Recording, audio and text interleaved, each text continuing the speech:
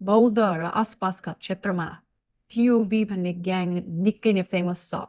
टिओबीको नाम नसुनेका बौद्ध आसपासमा बस्ने सायदै कोही होलान्।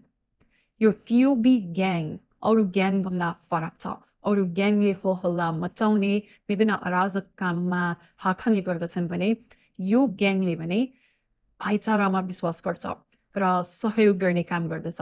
आफ्नो संस्कृतिको, आफ्नो सभ्यताको र सामाजिक मद्दतहरू पुर्याउने काम गर्दछ टिओबी। टिओबीको अर्थ तिब्बतन ओरिजिन बाइकर्स हो। मतलब यी ग्याङका बाइकर्सहरू सबै तिब्बतन ओरिजिनका हुन्। पछिल्लो समयमा टिओबी ग्याङलाई राजनीतिक कुराहरूसँग पनि जोडिएको पाइएको छ।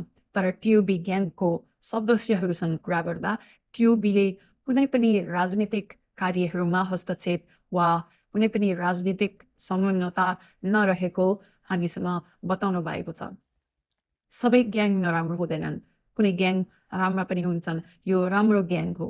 यो ग्याङले कसैलाई केही समस्यामा पारेको छैन, उल्टो विभिन्न विद्यालयहरूमा गएर सहयोग गरेको छ। विभिन्न मानिसहरूलाई लकडाउनमा पनि सहयोग गरेको थियो, कोभिडको बेला पनि सहयोग गरेको थियो। त्यही भएर यो ग्याङ राम्रो हो।